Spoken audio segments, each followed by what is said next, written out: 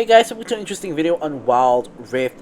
So we're back with a Vayne updated complete guide. And now, obviously as I mentioned, Vayne and Jinx are the two best users of lethal tempo and the two who undoubtedly always take lethal tempo and not Conqueror and not Kraken Slayer. So really excited to do this one. Vayne is probably the best ADC in the meta at the moment. We'll do a tier list real soon where we will be discussing that. But Vayne is getting banned like in 50% of matches, so I haven't really been able to get Vayne.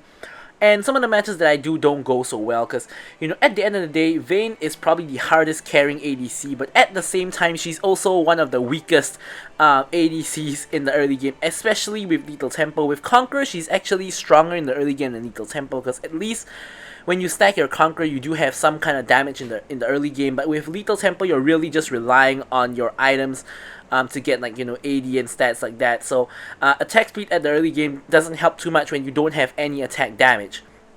So anyways, as usual with all of these updated complete guides, I will refer you to the original updated complete guide that I have put up in the cards above in order to refer to that for the skills and the leveling order. So now we're immediately going to jump into the build, the runes, and the spells in the interest of time, so this video don't go like 45 minutes long or something. So Vayne does have an updated build, and it does have a lot of variations and a lot of room for changing. So this is pretty much the default build I go with the new lethal tempo. Now the main change here is subbing in the Bloodthirster for the Phantom Dancer, and I'll get into that later. But first up, you start off with the Blade of the Rune King, of course for attack damage, for the attack speed, the Vamp, all stats that you want, as well as the Ruin Strikes passive, which helps you really chase down a particular opponent, and it's really underrated. Combined with her passive movement speed, it makes running from Vayne really difficult. Sorry, not the Rune Strikes passive, the Drain passive, but the Rune Strikes passive really helpful against tanks as well. So next up, we go for a Storm Razor. Storm Razor we pretty much only go for this because it's an all-around good item. Now, you get AD, you get crit, you get attack speed, all stats that you want, and you also get the slow on attack, which combines together with your passive and the drain from the Blade of the Rune King, which basically makes it impossible to run away from Vayne. Then for the boots, you generally go for some form of defensive boots, either the steel caps or the merc treads, and you normally get a stasis. You don't need a proto belt because you can tumble non-stop, so stasis is generally the way to go like 99% of games, but I have had a couple of games where you do go for Quicksilver Sash just because of how much CC there is in the game. Then I like to go for the Bloodthirster. And now why do we go for Bloodthirster instead of going for something like a Phantom Dancer? Now the main reason is you now get a ton of attack speed from the lethal tempo, so you don't really need an attack speed item here anymore. So instead, you go for another lifesteal item in the Bloodthirster, which gives you even more AD, of course the crit and the physical vamp. And you will see from the game that you get AD from here, you get AD from here, and you get AD from here, you get AD from here as well. Like every item now gives you AD, including the GA. So all your items give you AD. Your attack's going to be hitting like a truck. You get attack speed from here, attack speed from here, and a whole load of attack speed from here as well. So Vayne absolutely insane now. Then, of course, we wrap it up with the IE, which, of course, gives you that increased crit damage, more AD, and even more crit. So this will reach 75% crit, not quite 100. You can go for 100% crit if you don't take GA. But, of course, as I always mention, GA for the revive, because you can't rely on your support or your team in solo queue. Now, there are a lot of other items that Vayne can build, so this will take a little bit of time to go through. So first up, all these items I'm covering, either you can substitute the GA with it, or you can substitute other items in your build with it as well. So of course when your GA is down, you want to sub it with one of these items that I'm going through now. But aside from that, also there are variations to the build which I will go through. So first items you can go for is Static Shift and Rapid Fire Cannon. I find Rapid Fire Cannon not as useful as Static Shift because Vayne needs to get out a lot of attacks anyway, and that one extra long range attack is not going to help, unlike something like Tristana or Caitlyn where that one long range attack can make a difference. So Static Shift is a better energized item if you want to go for it. You can replace the Bloodthirster with this, you can replace the GA with this if you so please. And then we get into a couple more interesting ones. By the way, you don't actually have to go for Moral Reminder just because Vayne does true damage, so you don't actually need Armor Pen. So next up, another item you can go for is the Death's Dance. Now this is a really interesting one because, as you guys know, it doesn't give health anymore. It gives you AD, gives you armor, gives you ability haste, and of course gives you the main thing, which is the cauterized passive. And of course when you kill an enemy, you do restore max health, but on ranged it's only 15% instead of 35%. So it's a really neuters the item, especially for its cost. But into like a full AD team, I found that on Vayne, especially because she's so close range and takes a lot of damage, this can be really useful. So I will actually consider that. Now another item you can consider is of course the Phantom Dancer, which is a attack speed crit item that you can replace Blade of the not Blade of the Rune King. You can replace the Bloodthirster with, which basically makes it to the previous build that I covered in my 3.1 updated complete guide. Of course, that item is still very viable. And then next up we have the Wit's End. So Wit's End is an amazing item from Vayne. Gives you attack speed and the magic resist, as well as giving you the on-hit heal when you're below 50% health. Now basically this item is a must build for Vayne if there are like at least 3 AP sources on the enemy team, or if there's like a very fed AP champion like a fed Katarina or a fed Akali. This is a must build because this item is very good for Vayne, just that it loses a lot of value if you don't if you're not into AP. So if you're into a full AD team, yes, the attack speed is good, yes, the unhit is good, but I find that you're wasting too much gold on that 50 magic resist when you don't actually need it. So you will go for this if you know you're into a heavy AP threat or into a heavy AP team. Then of course you could also go for Slurry Charge Blade as a final crit item, replacing the GA with it, which will put you at 100% crit, and the crit from Slurry Charge Blade is going to be absolutely insane. And then another very interesting item that I found you can build on Vayne, and I've tested this, is the Divine Sunderer. So Divine Sunderer gives you max health, which increases your survivability, a little bit of attack damage, a little bit of ability haste. The ability haste is really helpful, in getting all your spells up. But the interesting part is the Spell Blade. So because you tumble non-stop, you can actually proc the Spellblade from Divine Sunderer, and also actually from the Triforce a lot. So Triforce is an option as well, but I personally don't like Triforce on Vayne because I feel there are a lot better options.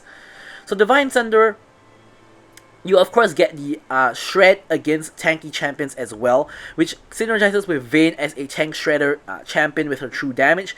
And you also get the heal. Now of course the heal is reduced because you are a ranged champion, and the shred is also reduced, but in this case I think that Divine Sunderer is still an amazing item for Vayne.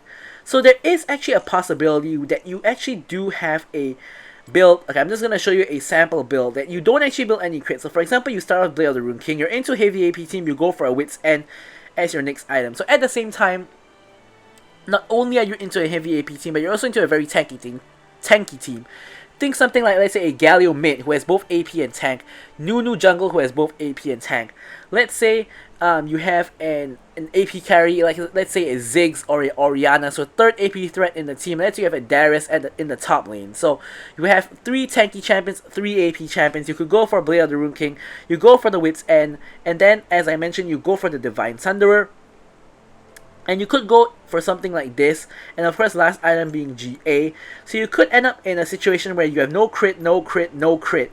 And you could be in a situation where you then go for like, just a single crit item. Like you could go for like a IE, a Bloodthirster, something like that. In this case, I think a Bloodthirster would be the best item here because it gives you that lifesteal as well.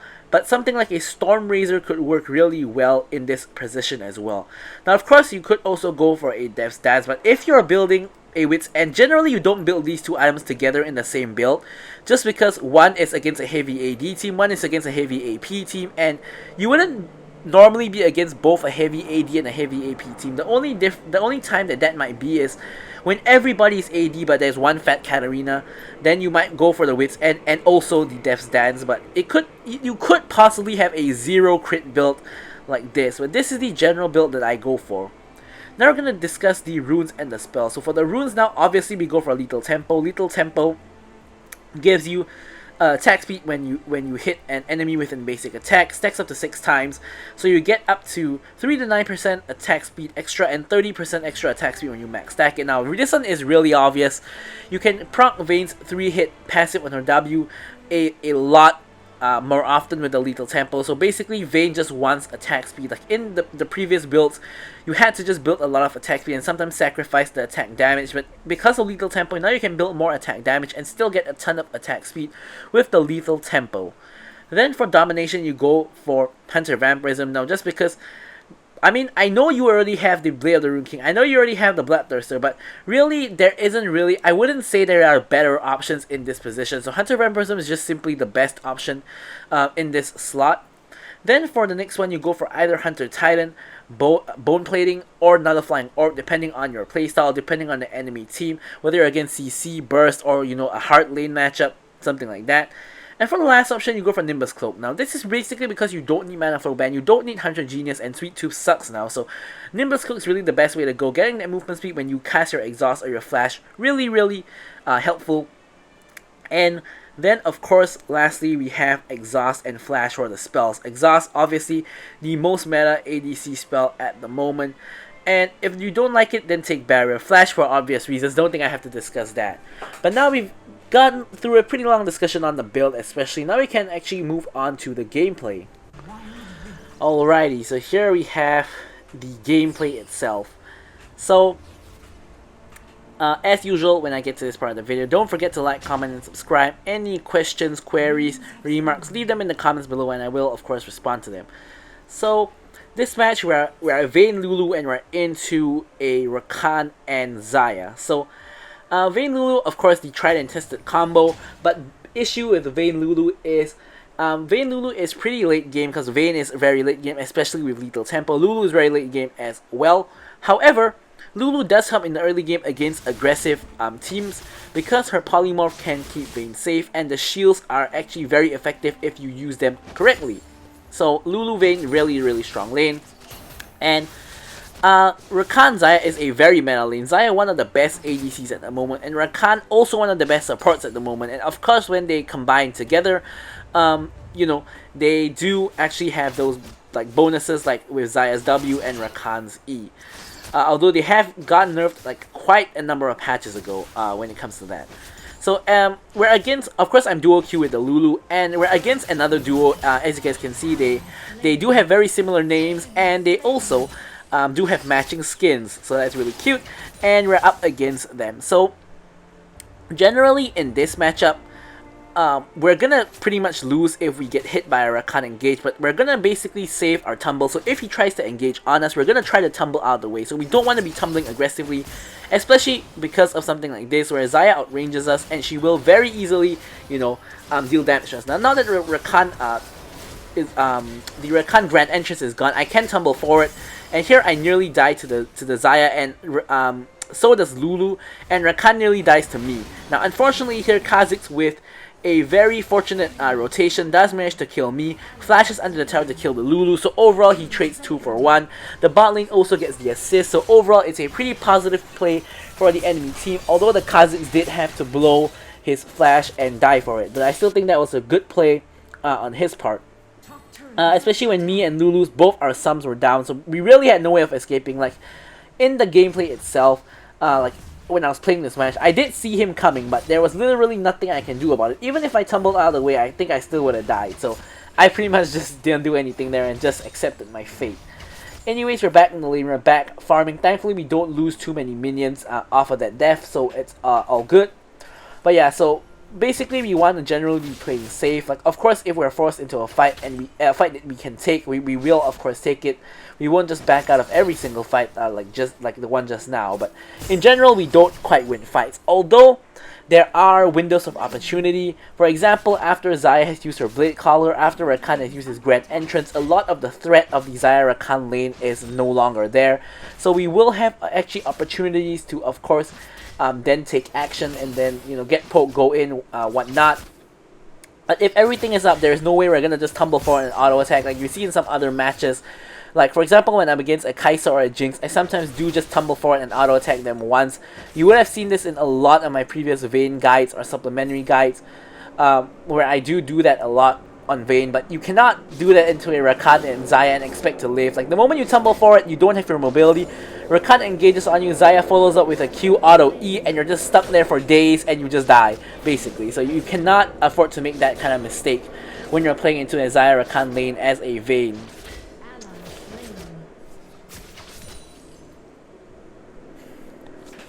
So as I also mentioned in the build section of the video, with Lethal Tempo, you are a lot stronger later on in the game. Of course, because Lethal Tempo does scale really well into the late game with the attack speed, in respect to the attack speed. And with Conqueror, you are stronger early game, because although Conqueror also scales into the late game, but having a full stack Conqueror and that extra 10% damage against enemies is in my opinion, more useful than having that 30% attack speed when you don't quite really have any attack damage. Now on Vayne, of course, that's a little bit different because you can proc your passive more, so it's it's debatable, but personally, just based on feeling, not based on like math, I kind of feel that I do have better dueling potential with the Conqueror compared to the Lethal Tempo. So that's just me. But yeah, so we gotta play even more conservatively in the early game so as to not die unnecessarily or things like that. So here Rakan tries to engage on me. I of course tumble myself out of the way. Pantheon comes in, so I do ult and go for the Rakan. I do get the kill onto Rakan. Xayah pops her ultimate, and I'm going for the Xayah. I do manage to nearly get the kill on the Xayah, but Pantheon does hit his spear to finish off the kill, so we do get 2 kills there. Kha'Zix's doing an absurd amount of damage. I have to condemn him away from me, and we do get the kill on the Kha'Zix as well. So in the end, really nice chain of events. We won the 3v3 with the duo and the jungle. In comes Ahri. Now I'm pretty low, so I just go for the fruit, and I let Lulu and Pantheon take care of business. Unfortunately, Ahri kills Pantheon, who just recalls in the middle of the entire lane when he knows that Ahri is nearby. But Ahri does pay for it with her life. And Lulu does pick up the kill.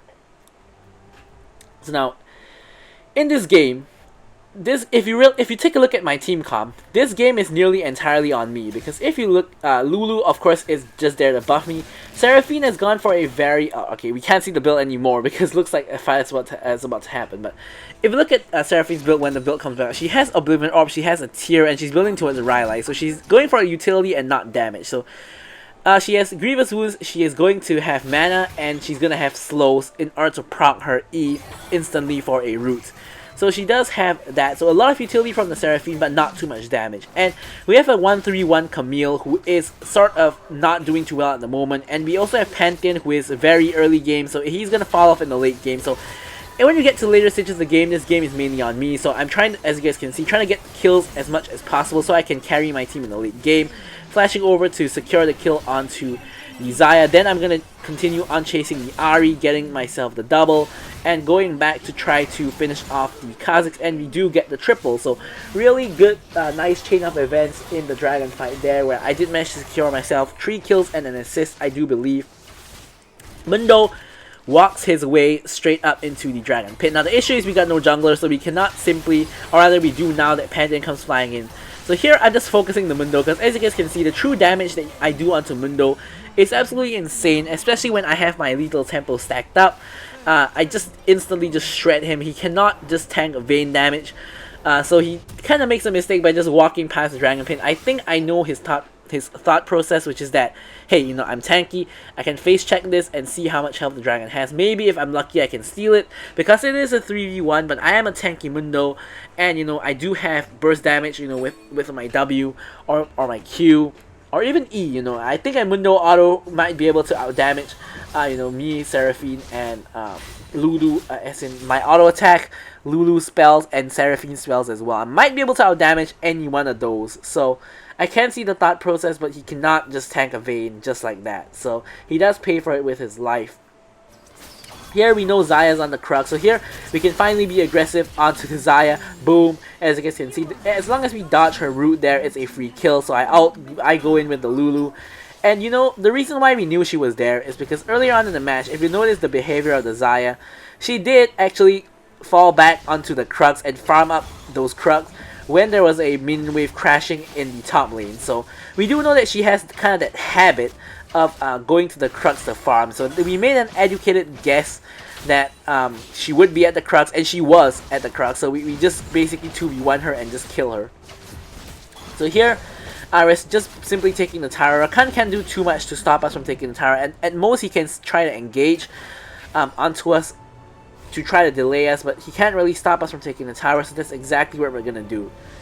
can see here that at this point in time we have Blade of the Rune King and Storm Razor, so we do have 2 items already, as and it's getting somewhat into the mid game, so we will be relatively strong. Of course, not like very strong yet. Probably you only get very strong when you hit like 3 items. I would say you are really very strong, but 2 items is already a pretty good spot.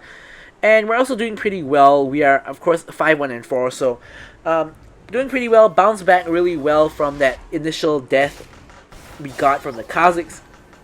And here Pantheon going straight on in. Flashing for it for the ultimate. I ult and I'm hitting for it. Of course, just gonna shred the Mundo, flash for it to get the final auto. Take a ton of damage, but as you guys can see from the Lulu, we do get a lot of healing and shielding.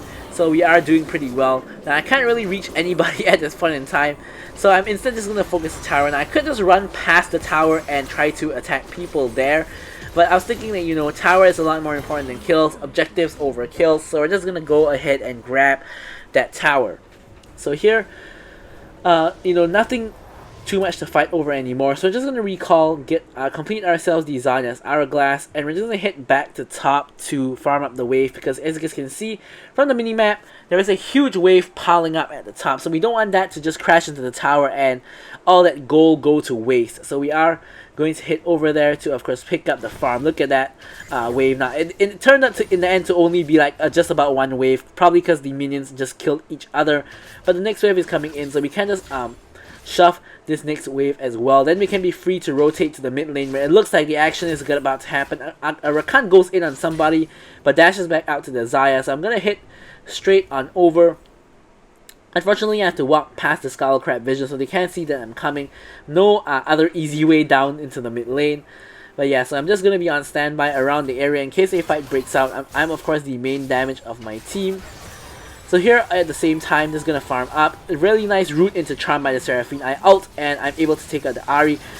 Camille ult down the Rakan as well, and we also get the pick onto the Rakan. Rift Herald is set in the top lane, and Xayah and Kazakhs are kind of trapped in the under the mid lane tower. Mundo saunters his way over, and we're just gonna try to pretty much siege this mid lane tower. Xayah tries to recall, but Camille engages on her. I start tanking the tower, unfortunately, because Camille leaves the tower range. But you know, nothing too much happens here, so we're just gonna finish off that mid lane tower, and that's pretty much it. At the same time, Rift has actually gotten top lane tower, and also gotten a charge onto top lane inhib. Lulu unfortunately dies to the Xayah, and here I do get exhausted, but I'm just trying to chase down wherever I can and just do damage.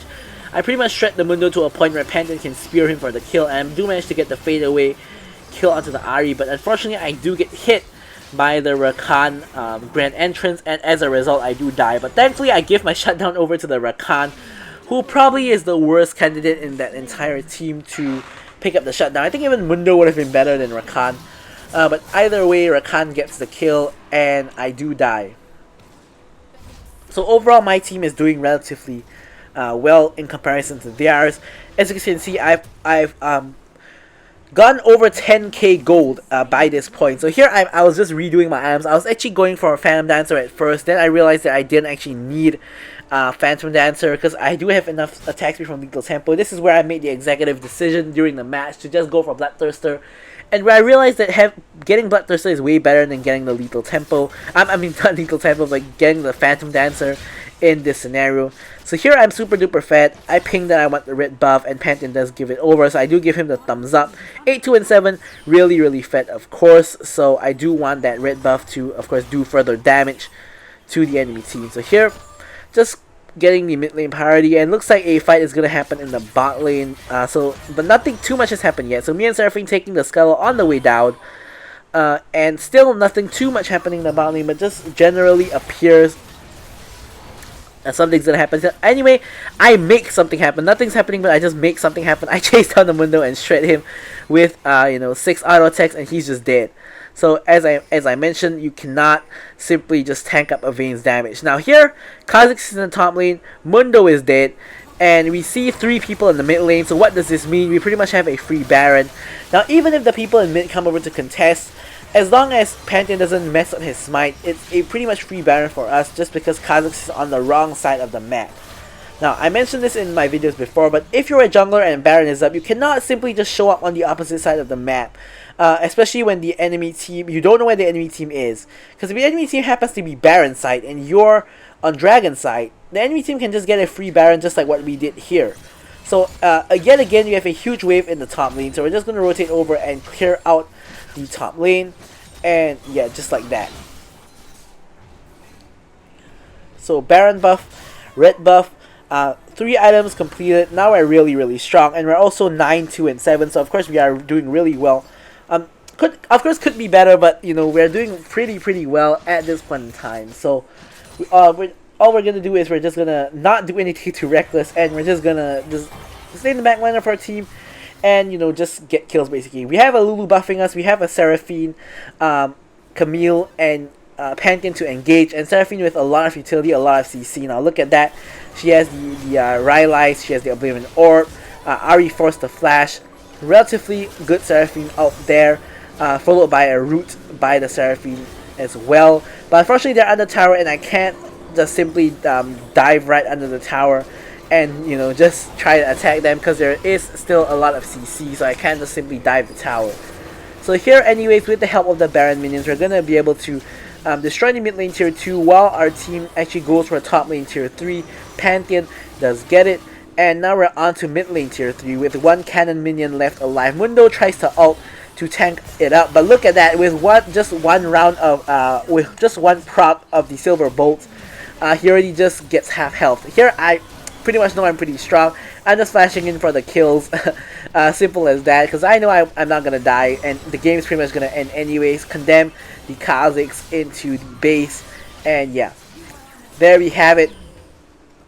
There is the huge W, and I'll leave you guys with the stats as usual. Hope you guys enjoyed the video. So thank you guys so much for watching, and goodbye.